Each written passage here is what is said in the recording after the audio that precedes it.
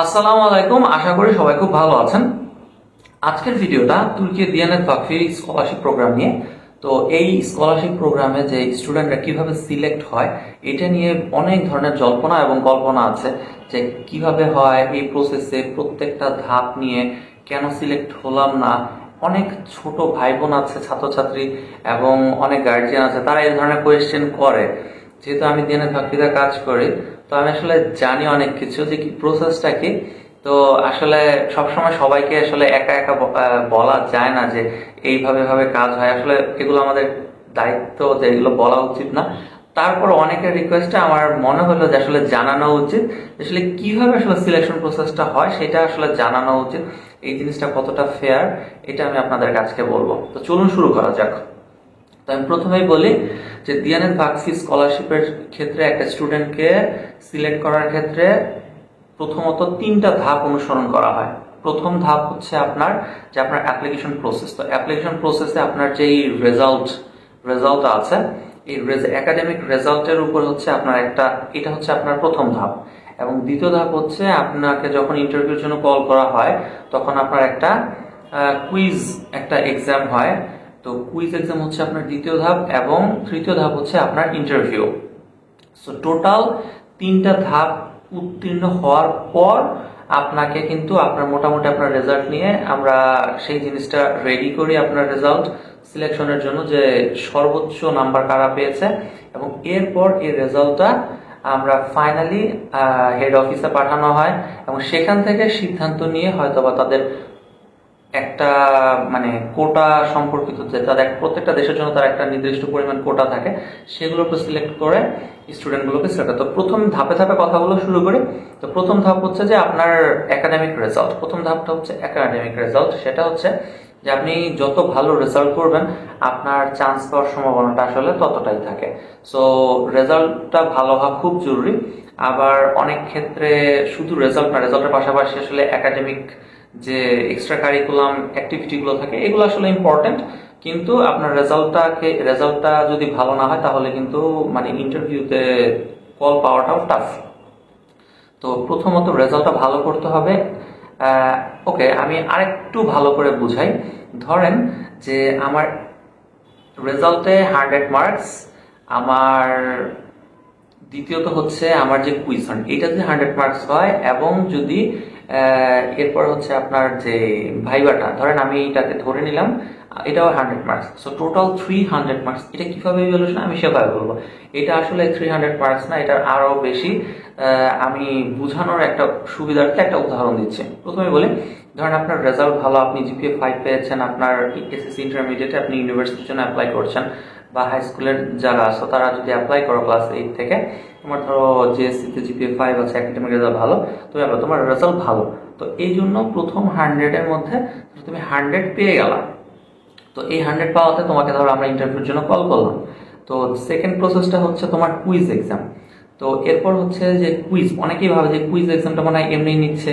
না, কুইজ এক্সামটা কিন্তু আসলে ইম্পর্টেন্ট, এবং কুইজের মার্কস কিন্তু কাউন্ট হয় তোমার শিশের ক্ষেত্রে, সিলেকশনের ক্ষেত্রে। সো এটা ইম্পর্টেন্ট থাকে। তো সেকেন্ড যে জিনিসটা, এটা ধরো 100, ধরো কুইজে তুমি ভালো করলা, 100 কোয়েশ্চেনের মধ্যে 100তে ধরো তুমি কুইজের পাইলা ধরো 80 পাইলা। এরপর হচ্ছে ইন্টারভিউটা নেওয়া হয়। যখন তুমি ইন্টারভিউটা দাও, ভাইভাটা শুরু হয়, তখন তোমাকে বিভিন্ন ধরনের কোয়েশ্চেন করা হয় যে তুমি কি করতে পারো, তোমার ফিউচার প্ল্যান কি, তারপর আরো একাডেমিক স্কিল সম্পর্কে জিজ্ঞাসা কোয়েশ্চেন আমরা করে থাকি। তো সেই সময়টাতে স্টুডেন্টদের সবকিছু আমরা বুঝতে পারি, তো সেটার উপর একটা মার্কস থাকে। তো সেটা ধরো 100 মার্ক। তো সেখান থেকে ধরো ওইখানে তুমি 90 পাইলা। তো ওভারঅল তোমার মার্কস হচ্ছে 270। এই যে 270 পাইলো, একটা স্টুডেন্ট 270 পাইলো, একজন 275 পাইলো, 300 থেকে 300 পাইলো।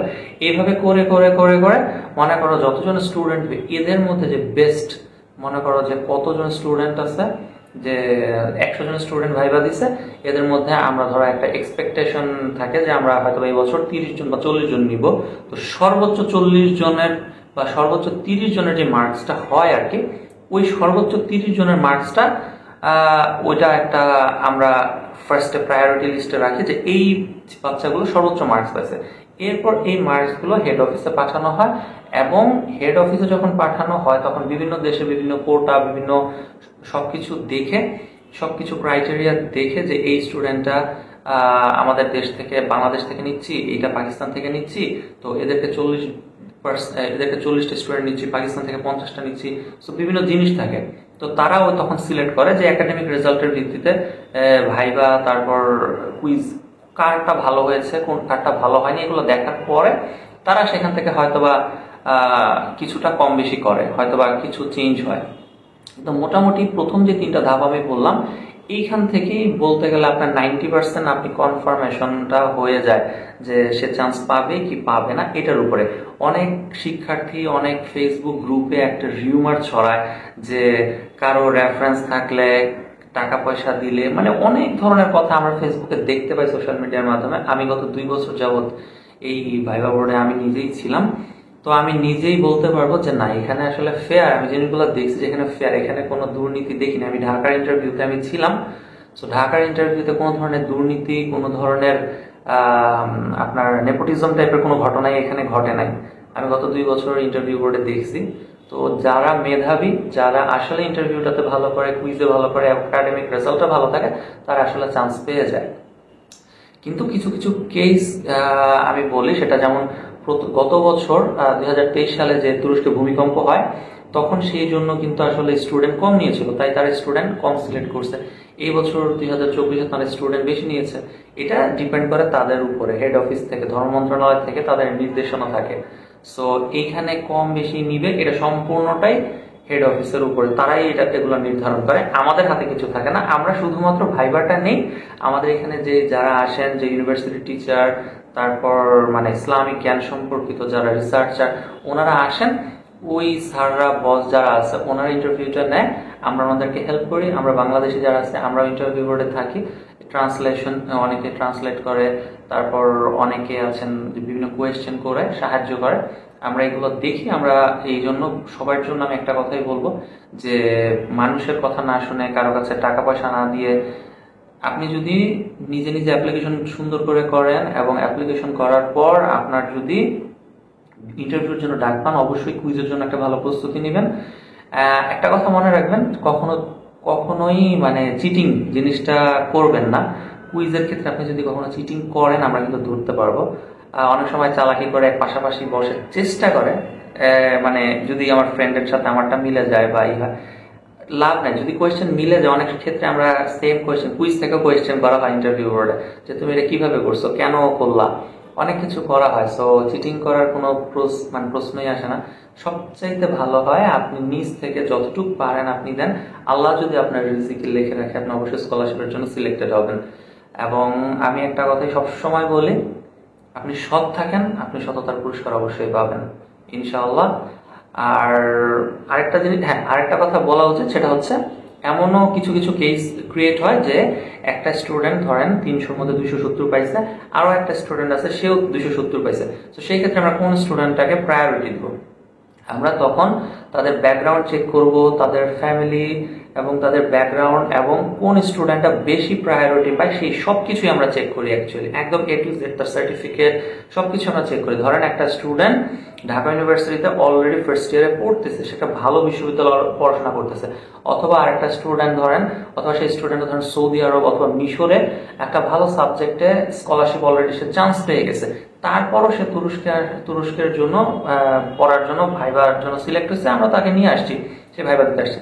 আরেকটা ছেলে, সে কোথাও চান্স পায়নি, তার ফার্স্ট প্রায়োরিটিতে এখানেই ছিল যে সে ডিএনএতে অ্যাপ্লাই করছে, এখানে সে চান্স, তার মার্কসটা সেম। তো এইরকম কেস যদি হয়, সেই ক্ষেত্রে আমরা অবশ্যই চিন্তা করব যে যেই ছেলেটা এখন ঢাকা ইউনিভার্সিটিতে পড়তেছে, তাকে, সে তো অলরেডি একটা জায়গায় প্লেসমেন্টে আছেই, সো যেই ছেলেটা প্লেসমেন্টে নেই, আমরা যদি সেই ছেলেটাকে চান্স দিই তাহলে আমাদের জন্য উপকার হয়। হ্যাঁ, অনেকে আছে যে আবার হাইড করে, আমি চান্স পাইছি, আমি এটা বলবো না। তোমার বলার কোনো দরকার নেই। আমরা অলরেডি আমরা চেক করি প্রত্যেকটা স্টুডেন্ট সম্পর্কে, আমরা অনেক ভালো করে চেক করি তাদের ব্যাকগ্রাউন্ড সম্পর্কে এবং তাদের ইনফরমেশন আসলে ভালোভাবে আমরা অনেক কিছু যাচাই বাছাই করে ইনভেস্টিগেট করি। সো এখানে আসলে মিথ্যার কোনো নেই, কেউ মিথ্যা বলে এবং ধরা খায়, সে অটোমেটিক এমনি বাদ পড়ে যাবে। তবে আমরা প্রায়োরিটিতে একটা ছেলেকে বা একটা মেয়েকে সর্বোচ্চ তাকে নেওয়ার চেষ্টা করা হয়। এখানে সর্বোচ্চ চেষ্টা করা হয় স্টুডেন্টটাকে আমরা টিকাই। আমরা কিন্তু আমাদের একটা লিমিটেশন থাকে যে আমরা 100 স্টুডেন্ট ভাইবার জন্য রাখছি, আমরা 100 জনকে নিতে পারবো না। সো যতটুকু আমাদের প্রায়োরিটি থাকে আমরা চেষ্টা করি সবাইকেই, মানে যাতে যেই স্টুডেন্টগুলোকে পাঠানো সম্ভব আমরা অবশ্যই তাদেরকে পাঠাবো। আমরা তাদেরকে সম্পর্কে পজিটিভ রিপোর্ট আমাদের এখান থেকে দেওয়া হয়। সো সবাই ভালো থাকবেন। কারো যদি কোনো ফার্দার কোনো কোয়েশ্চেন থাকে জিজ্ঞাসা করতে পারেন, আশা করি খুব দ্রুত সময়ের মধ্যে আপনাদেরকে উত্তর দিতে পারবো। সবাই ভালো থাকবেন, সুস্থ থাকবেন, দেখা হবে নতুন কোনো ভিডিওতে। আল্লাহ হাফেজ।